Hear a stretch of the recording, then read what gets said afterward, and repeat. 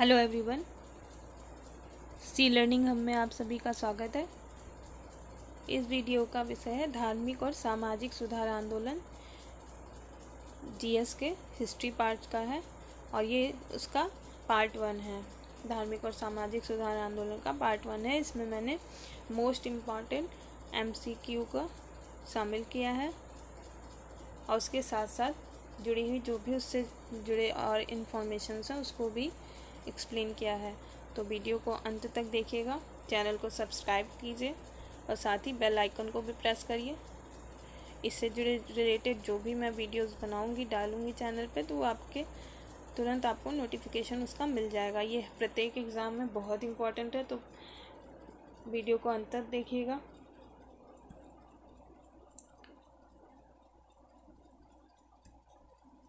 ये मेरा इंट्रोडक्शन है, आप इसको पॉज करके पढ़ लीजिएगा। पहला क्वेश्चन, स्वामी दयानंद सरस्वती का मूल नाम क्या था? तो इनका मूल नाम भी मूल शंकर था।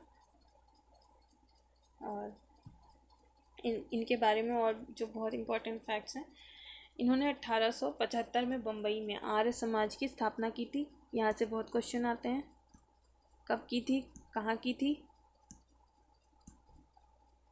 हिस्ट्री हर एग्ज़ाम्स में हिस्ट्री के मेजर पार्ट्स में ये भी शामिल है। बहुत मोस्ट इम्पॉर्टेंट टॉपिक हो जाता है, तो उसको ध्यान तक स्किप मत करिएगा बीच में। यहाँ से पक्का है क्वेश्चन। और कोई भी कॉम्पिटिटिव एग्ज़ाम में, कोई भी किसी भी तरह के एग्ज़ाम में आप एक एक नंबर बहुत ही इम्पोर्टेंट होते हैं। पॉइंट पॉइंट से लोग बाहर हो जाते हैं और ज़रा ज़रा से कन्फ्यूजन से कई बार के पढ़े हुए क्वेश्चंस भी गलत हो जाते हैं। तो वो ना हो, इसी वजह से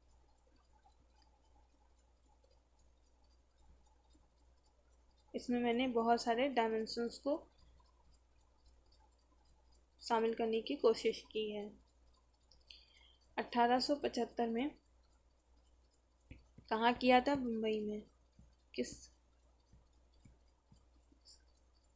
किस संस्था की स्थापना? तो आर्य समाज।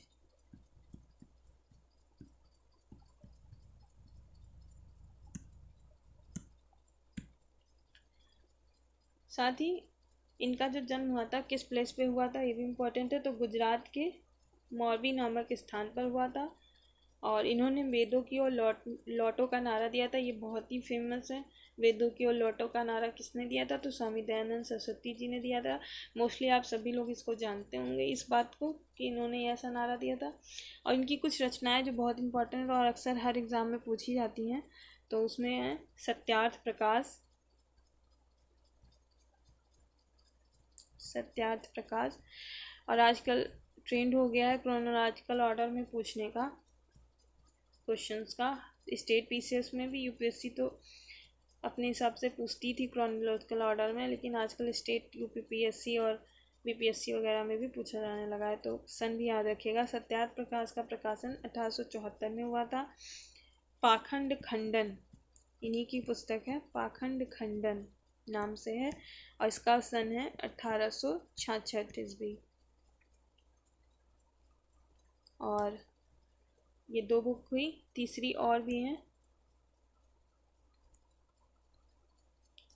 एक और बुक 3rd नंबर की बुक, वेद भाष्य। वेद भाष्य भूमिका नाम है, याद रखिएगा किसकी है। ये भी स्वामी दयानंद सरस्वती की है। वेद भाष्य भूमिका, ये 1876 में लिखी थी इन्होंने। 1876 में प्रकाशन हुआ था। और 4th बुक है ऋग्वेद भाष्य। ये क्वेश्चन बहुत इम्पोर्टेंट है, तो इसको नोट डाउन कर लीजिएगा। 1877। अद्वैत मत का खंडन, इनकी 5th बुक है अद्वैत मत का खंडन। और इसको लिखा था 1873 में। अद्वैत मत का खंडन, ये 1873 में। नेक्स्ट बुक है पंच महायज्ञ विधि। 1875 में। और एक और बुक है वल्लभाचार्य मत खंडन 1875 में। लेकिन इनकी सबसे ज़्यादा पूछी जाने वाली जो बुक है अभी तक की वो सत्यार्थ प्रकाश है, जिसका 1874 में प्रकाशन हुआ था। इस क्वेश्चन से इतना ही। Next question. नेक्स्ट है भारत में 19वीं सदी का पुनर्जागरण निम्नलिखित में से किस वर्ग तक सीमित था? तो ये सीमित था उच्च मध्य वर्ग तक सीमित था। Next question. राजा राममोहन राय के इंग्लैंड जाने के पश्चात किसने ब्रह्म समाज की बागडोर संभाली? इसमें पहला ऑप्शन है केशवचंद्र सेन, दूसरा देवेंद्र नाथ टैगोर, तीसरा गोपाल हरि देशमुख और चौथा ईश्वर चंद्र विद्यासागर। तो बागडोर संभाली थी ईश्वर चंद्र विद्यासागर ने। राजा राममोहन राय जी को भारत में शुरू में रेनेसां काल में सबसे अग्रज माना जाता है। इन्होंने आधुनिक विचारों का प्रसार किया, कई कुरीतियों के खिलाफ लड़ाई करी और इनका जो जन्म हुआ था 22 मई 1772 को बंगाल के राधानगर में हुआ था। ये भी बहुत इंपॉर्टेंट, यहाँ से भी क्वेश्चन आते हैं इनके जन्म स्थान के संबंध में। भारतीय समाज में व्याप्त मध्ययुगीन बुराइयों के लिए इन्होंने जो आंदोलन चलाया था उसमें सबसे ज़्यादा जो फेमस है सती प्रथा आंदोलन जो था। सती प्रथा को ख़त्म करने के लिए फिर 1829 में विलियम बेंटिक के काल में सती प्रथा एक्ट लागू हो गया था, प्रभावी भी हो गया था। और सबसे ज़्यादा जो फेमस है इनकी संस्था का नाम है वो है ब्रह्म समाज की स्थापना किसने की थी? तो ब्रह्म समाज की स्थापना राजा राममोहन राय जी ने की थी। किस 20 अगस्त, ये सन भी याद रखिएगा, 20 अगस्त 1828 को की थी। इसका जो उद्देश्य था इस संस्था की स्थापना का, उसके पीछे का, उसमें यह था कि ईश्वरवाद की उपासना को बढ़ावा देना। साथ ही राजा राममोहन राय मूर्ति पूजा का विरोध करते थे और लोक पुरोहितवाद का भी विरोध करते थे। साथ ही अवतारवाद का भी इन्होंने खंडन किया है। और इनकी मृत्यु के बाद ब्रह्म समाज की गतिविधियों का संचालन कुछ समय तक महर्षि द्वारिकानाथ टैगोर और पंडित रामचंद्र विद्यावागीश के हाथों में रहा। साथ ही द्वारिकानाथ के बाद उनके पुत्र देवेंद्र नाथ टैगोर ने 1817 से 1905 में नेतृत्व किया तक। और केशवचंद्र सेन को 1857 में देवेंद्र नाथ टैगोर ने ही सदस्यता दी थी और इन्हें आचार्य नियुक्त किया था केशवचंद्र सेन को। ये थी इस प्रश्न से जुड़ी हुई जानकारी। नेक्स्ट क्वेश्चन 4th नंबर है, राजा राममोहन राय और डेविड हेयर निम्नलिखित की स्थापना से जुड़े थे। क्वेश्चन पहला option Hindu college, B Ripon college, C MAO college और संस्कृत कॉलेज। तो इसका सही आंसर है A Hindu college. Hindu college की जो स्थापना हुई थी उसका सन है 1817 में हुई थी। कहाँ हुई थी? तो कलकत्ता में हुई थी, वर्तमान का कोलकाता।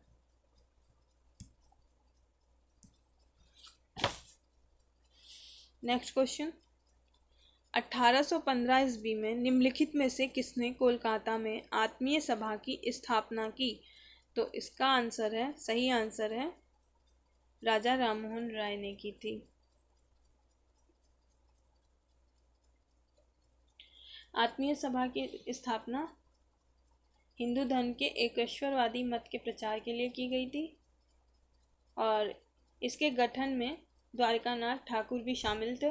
और इसकी स्थापना का जो सन है समय वो 1815 ईस्वी है,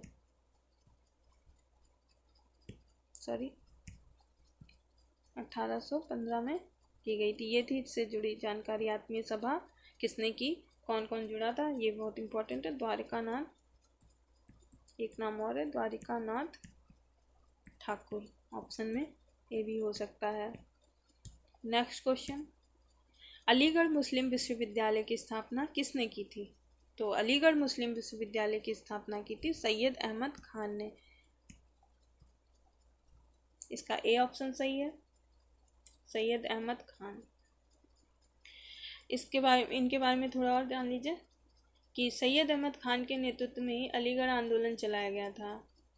और 1857 के विद्रोह में चूंकि मुसलमानों की सक्रिय भागीदारी थी, तो सरकार द्वारा उनके दमन से मुसलमानों की स्थिति छिन्न भिन्न होने लगी थी। सरकार के दमन से मुसलमानों की स्थिति उस समय छिन्न भिन्न होने लगी थी। इसी समय में सर सैयद अहमद खान ने पदार्पण किया था सामाजिक बुराइयों से लड़ने के लिए और मुस्लिम समाज को सशक्त बनाने के लिए, बौद्धिक रूप से, और उनकी जो रूढ़िवादी परंपराएं थी उसको तोड़ने के लिए।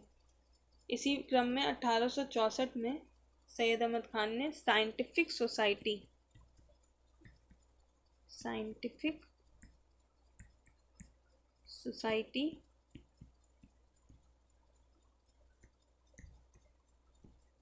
1864 में इसकी स्थापना की थी। 1875 में, ये भी मोस्ट इम्पॉर्टेंट है, 1875 में अलीगढ़ मुस्लिम एंग्लो ओरिएंटल कॉलेज, जिसको अलीगढ़ मुस्लिम विश्वविद्यालय कहते हैं, अलीगढ़ मुस्लिम एंग्लो ओरिएंटल कॉलेज की स्थापना इन्होंने किस सन में की थी? तो 1875 में की थी। ये बहुत इम्पोर्टेंट है। और बाद में पहले जो सैयद अहमद खान का रुझान था हिंदू मुस्लिम एकता पर था, पर धीरे धीरे इनको अंग्रेज़ों ने अपनी तरफ मिला लिया था और अंग्रेज़ों के प्रति ही निष्ठा व्यक्त करने के उद्देश्य से सैयद अहमद खान ने राजभक्त मुसलमान पत्रिका का प्रकाशन किया था। किस पत्रिका का? ये भी मोस्ट इम्पॉर्टेंट है, राजभक्त पत्रिका। राजभक्त पत्रिका का प्रकाशन किसने किया था? तो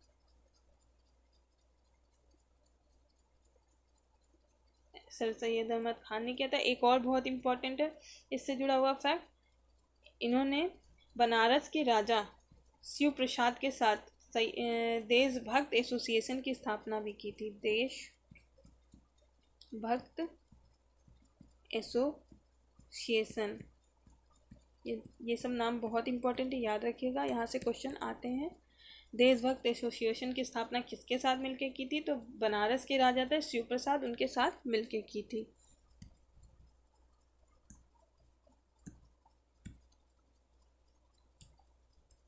नेक्स्ट 7 नंबर क्वेश्चन है, किसे आधुनिक भारत का जनक कहते हैं? तो आधुनिक भारत का जनक राजा राम मोहन राय जी को ही कहते हैं, क्योंकि पुनर्जागरण काल के जन्मदाता थे। 19वीं शताब्दी में पुनर्जागरण काल की शुरुआत हुई थी और राजा राम मोहन राय जो थे प्रजातांत्रिक विचारधारा के थे, मानवतावादी और नवीन विचारों को वो हमेशा बहुत ज़्यादा तवज्जो देते थे और बहुत ही ज्ञानी भी थे। कई भाषाओं के ज्ञाता थे राजा राम मोहन राय, हिब्रू, फारसी, संस्कृत, हिंदी, बहुत सारी भाषाएं उनको। फारसी में तो उनकी कई रचनाएं भी बहुत इम्पोर्टेंट है, आगे उसकी चर्चा है।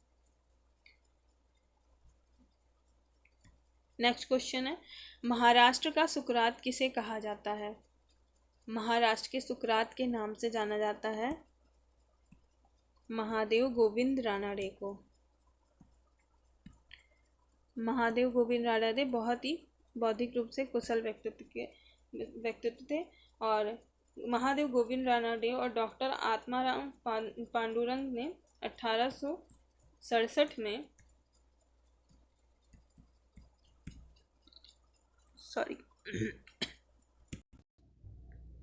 1867 में प्रार्थना समाज की स्थापना इन दोनों लोगों ने, महादेव गोविंद रानडे और डॉक्टर आत्माराम पांडुरंग ने मिलकर की थी। ये बहुत इंपॉर्टेंट है, यहाँ से क्वेश्चन आते हैं तो इस फैक्ट को भी ध्यान में रखिएगा। प्रार्थना समाज किस सन में? 1867 में। महादेव गोविंद रानडे को इसीलिए पश्चिमी भारत में, चूँकि ये पश्चिमी भारत में सांस्कृतिक पुनर्जागरण का अग्रदूत भी कहा जाता है और इन्हें सुकरात के नाम से भी जानते हैं। 1871 में रानडे ने सार्वजनिक समाज की स्थापना की थी। कब? 1871 में सार्वजनिक समाज की स्थापना की थी। इनकी मेधा शक्ति बहुत ही सुदृढ़ थी और रानडे ने स्त्रियों की परतंत्रता, बाल विवाह, विधवा विवाह का निषेध, जातिगत संकीर्णता के आधार पर और साथ ही सजातीय विवाह, स्त्रियों की अशिक्षा और उपेक्षा, विदेश यात्रा का निषेध आदि का भी विरोध किया था। इस दिशा में भी उन्होंने बहुत प्रयास किए थे और इसके लिए उन्होंने जागरूकता अभियान भी चलाए थे। नेक्स्ट क्वेश्चन 9 नंबर क्वेश्चन है, किस धर्म सुधारक की मृत्यु भारत के बाहर हुई थी? तो राजा राम मोहन राय की मृत्यु भारत के बाहर हुई थी।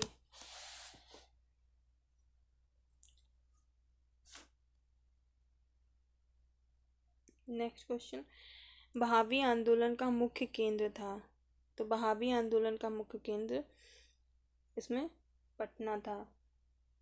बहावी आंदोलन 1820 से 70 तक के काल में चला था और यह एक मुस्लिम सुधार आंदोलन था और इसका जो क्षेत्र था उत्तर पश्चिम, पूर्वी तथा मध्य भारत में था। यह आंदोलन मुस्लिम समाज को भ्रष्ट धार्मिक जो उनकी प्रचलन में आ गए थे भ्रष्ट आदतें, उनको दूर करना था, उससे मुक्त करना था। और इसके संस्थापक बहुत इम्पोर्टेंट है। संस्थापक कौन थे? तो उनका नाम था अब्दुल वहाब, ये याद रखिएगा, अब्दुल वहाब। और भारत में इस आंदोलन को सैयद अहमद राय बरेलवी 1703 से 87 में ये लोकप्रिय थे। इनका आंदोलन भारत को अंग्रेजी प्रशासन से मुक्त कराने और मुस्लिम राज की स्थापना के लक्ष्य से प्रेरित था। नेक्स्ट क्वेश्चन 11 नंबर क्वेश्चन है, भारत में अंग्रेजी शिक्षा किसके द्वारा लागू की गई थी? ये बहुत ही मोस्ट इम्पॉर्टेंट क्वेश्चन है। तो उस समय विलियम बेंटिक का शासनकाल था, उन्हीं के समय में अंग्रेजी शिक्षा लागू की गई थी। और इससे जुड़े जो और फैक्ट्स हैं जहाँ से क्वेश्चन आते हैं, उस समय क्या था, आंग्लवादी दल भारत में शिक्षा का जो माध्यम बनाना चाहती थी वो अंग्रेजी की वकालत करती थी। वहीं प्राच्य विद्या जो समर्थक थे वो भारतीय संस्कृति और भाषा, भारत की स्थानीय भाषाओं जैसे अरबी, संस्कृत, इन सब में अध्ययन को प्रोत्साहन देना चाहते थे। इसी विवाद को दूर करने के लिए, और साथ ही एक और गुट भी था जिसमें मुनरो और एल्फिंस्टन पाश्चात्य शिक्षा को देना चाहते थे स्थानीय देसी भाषा में देने के। अब इन सब विवादों को दूर करने के लिए विलियम बेंटिक ने अब उनके काउंसिल में एक विधि सदस्य थे लॉर्ड मैकाले बहुत इंपॉर्टेंट है, को लोक शिक्षा समिति का प्रधान नियुक्त किया और भाषा संबंधी विवाद पर अपना विवरण पत्र प्रस्तुत करने को कहा। तो ये इम्पोर्टेंट है। सन 1835 में मैकाले ने अपना लेख प्रस्तुत किया। 2 फरवरी ये डेट थी, 2 फरवरी। वहीं से भारत का वर्तमान में भी जो चल रहा है शिक्षा पद्धति, उसकी दिशा इसी डेट को निर्धारित हुई थी। मैकाले ने भारतीय भाषा और साहित्य की तीखी आलोचना करते हुए आंग्ल भाषा एवं साहित्य की प्रशंसा की थी। यहीं से अंग्रेजी का वर्चस्व बढ़ने का जो सिलसिला नींव पड़ी थी यही तिथि है, याद रखिएगा। मैकाले के अनुसार एक कथन है, मैकाले का बहुत फेमस इस पे कथन है। उन्होंने कहा था कि यूरोप के अच्छे पुस्तकालय की अलमारी का एक तख्ता भारत और अरब के समस्त साहित्य से अधिक मूल्यवान है।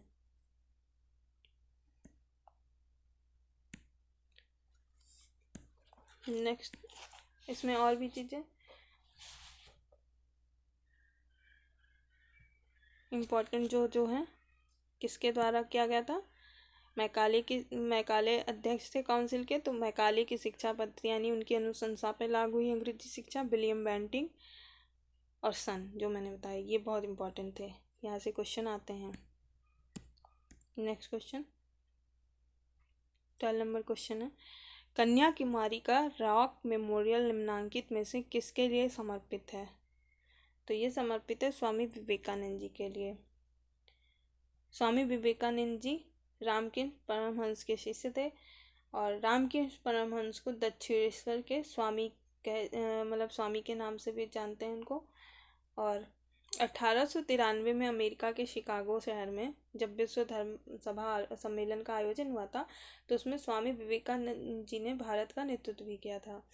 ये सभी जानते हैं। और इससे जुड़े और भी तथ्य जो हैं, स्वामी विवेकानंद जी का नाम जो था पहले नरेंद्र नाथ था, लेकिन जब इनको जाना हुआ शिकागो धर्म सभा सम्मेलन में, तो उस समय महाराज थे खेतड़ी के, उन्होंने सुझाव दिया था कि स्वामी विवेकानंद जी का नाम, मतलब स्वामी विवेकानंद जी नंद नाम उस समय हुआ नरेंद्र नाथ से बदलकर, जब वो जा रहे थे शिकागो। ये भी बहुत इम्पोर्टेंट फैक्ट है।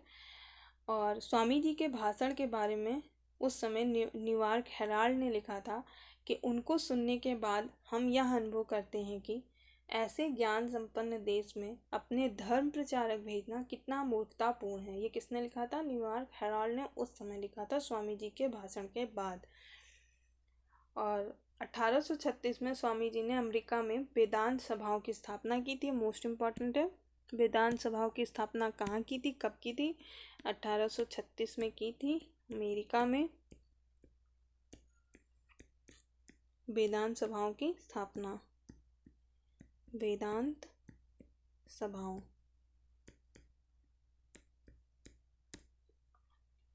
1897 में स्वामी जी ने रामकृष्ण मिशन की स्थापना की थी। ये भी मोस्ट इम्पॉर्टेंट क्वेश्चन है, यहाँ से क्वेश्चन आता है। 1897 में किसकी? रामकृष्ण मिशन की स्थापना।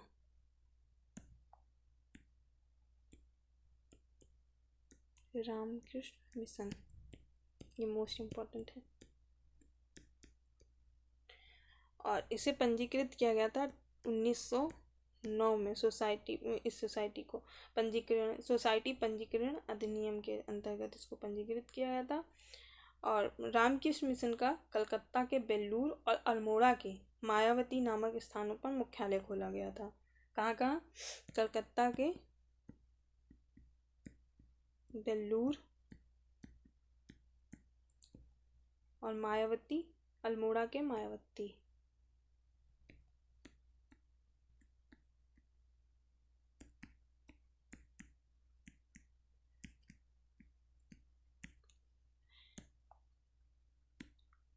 यहाँ से क्वेश्चन बहुत आते हैं, बहुत ही इम्पोर्टेंट टॉपिक है ये। नेक्स्ट क्वेश्चन, राजा राममोहन राय का जन्म कहाँ हुआ था? अभी इससे पीछे मैंने बोला था राजा राममोहन राय का जन्म राधानगर में हुआ था। राजा राममोहन राय के बारे में और भी जो विशेष बातें हैं जो बहुत महत्वपूर्ण है वो बता दूं, जहाँ से हमेशा क्वेश्चन आते हैं। इनकी एक पुस्तक है, फारसी में है, उसका नाम है तुहफात उल मुआहिदीन। तुहफात उल मुआहिदीन। इसका हिंदी में जो नाम, इसका जो वर्जन हिंदी में है, इसको कहेंगे एकेश्वर वादियों को उपहार, इसका जो मूल मतलब है इस शब्द का। और राजा राममोहन राय ने सती प्रथा का आंदोलन 1818 में शुरू किया था और 1829 में सती प्रथा प्रतिबंध करने के लिए कानून भी बन गया था। और भी चीज़ें, 1820 में राजा राममोहन राय की पुस्तक थी एक, ईसा की नीति के वचन, शांति और खुशहाली, उसका प्रकाशन हुआ था। कब हुआ था? 1820 में। और हिंदू उत्तराधिकार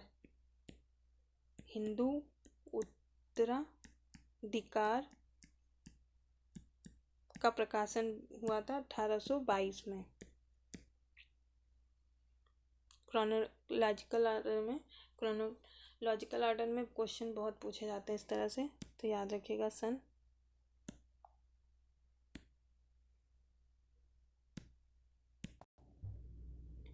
और एक और बुक बहुत इम्पोर्टेंट है, 1821 में, बुक नहीं है ये, मतलब संवाद कौमुदी, अपने एक पत्रिका थी और इसमें उन्होंने अपने विचारों को व्यक्त करने के लिए इसकी शुरुआत की थी। संवाद कौमुदी नाम था, और अथवा प्रज्ञा चंद्र।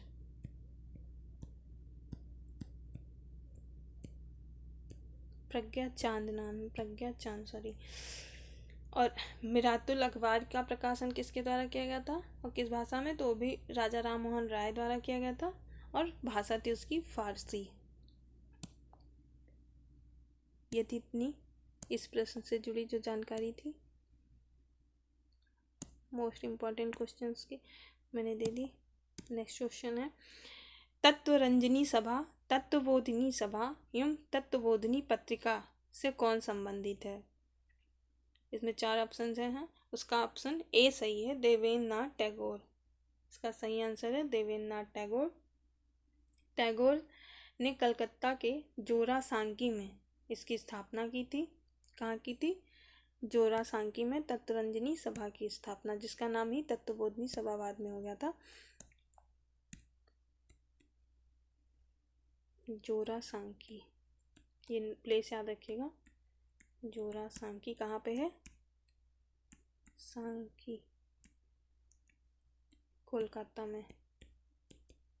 कलकत्ता उस समय का नाम कलकत्ता था, अभी कोलकाता।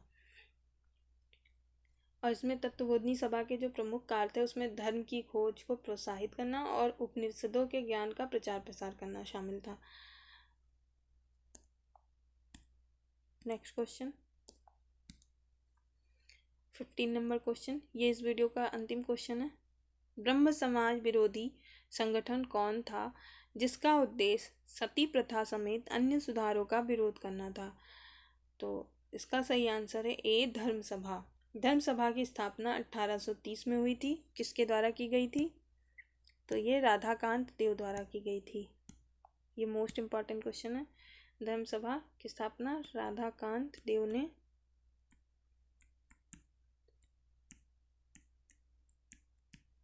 कब की थी? 1830 में की थी।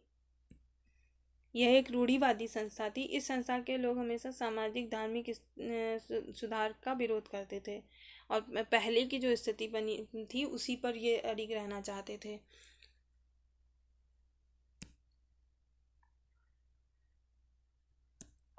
ये इस वीडियो का अंतिम प्रश्न था। आई होप ये आपके लिए बहुत ही हेल्पफुल रहेगा। यहाँ से क्वेश्चन आते हैं तो वीडियो को अच्छे से सुनिएगा। उसको नोट्स बनाना चाहिए तो बना लीजिए, नहीं तो इसी को रिपीट करके आप सुन लीजिएगा तो बहुत हेल्पफुल रहेगा। और कोई भी कंपटीशन में एक एक नंबर बहुत इंपॉर्टेंट होता है। कोई भी क्वेश्चन में भी आपके लिए बहुत ज़्यादा हेल्पफुल हो सकता है, उसके साथ जुड़ी इन्फॉर्मेशन बहुत हेल्पफुल हो सकती है। हमारी कोशिश यही है कि आप तक सही जानकारी और सही वे में पहुँचे, तो इससे आपको भी लाभ हो। और वीडियो को लाइक करिए ताकि हमारा मनोबल बढ़े, और ऐसे ही और भी वीडियो और मेहनत करके बनाने की कोशिश की जाए, और इससे आप ज़्यादा से ज़्यादा लोग और अधिकतम लाभ आप ले सकें। तो वीडियो को लाइक करें, कमेंट करें, शेयर करें एंड सब्सक्राइब करें। कोई भी प्रश्न हो तो आप कमेंट बॉक्स में पूछ सकते हैं। कोई भी क्वेरी हो, कोई भी सुझाव देना हो। और हमारा सी लर्निंग हब नाम से पेज भी है, फेसबुक पेज है, आप उसको लाइक कर लीजिए। उस पर हम डेली 2 करंट अफेयर्स के क्वेश्चन और अनदर सेगमेंट जीएस के अनदर सेगमेंट से जो एक्सपेक्टेड क्वेश्चंस होते हैं उनको शेयर उस पर पोस्ट करते हैं। और वो एक आपके लिए बहुत हेल्पफुल इसलिए भी रहेगा कि रोज़ रोज़ आप बहुत ज़्यादा अटेंटिव रहेंगे, और अटेंटिव रहने से ये होगा कि आप हर सेगमेंट पे फोकस कर पाएंगे, आपके जीएस के हर सेगमेंट पे। जीएस और करंट इतना ब्रॉड होता है, उसको कवर करने के लिए हर दिन आपको उतनी ही मेहनत की आवश्यकता होती है, और आप छोड़ देते हैं तो उस चीज़ को फिर से आप भूल जाते हैं। तो आपको अटेंटिव आप रहें, इसलिए हम आपको चीज़ें बहुत सही मैनर में प्रोवाइड कराने की कोशिश कर रहे हैं, ताकि वहाँ से भी आपको लाभ हो सके। तो इस पेज को भी लाइक कर लीजिए, और साथ ही इससे पिछले वाले वीडियो को जो मैंने इससे पहले करंट अफेयर्स का वीडियो डाला है सी लर्निंग हब चैनल पे, तो उसको देख लीजिएगा। वो क्वेश्चन उसमें क्या है, अति महत्वपूर्ण प्रश्नों का संग्रह है। तो साथ साथ आप स्टैटिक पार्ट और साथ करंट को बैलेंस करके चलिए। Thanks for watching, have a nice day.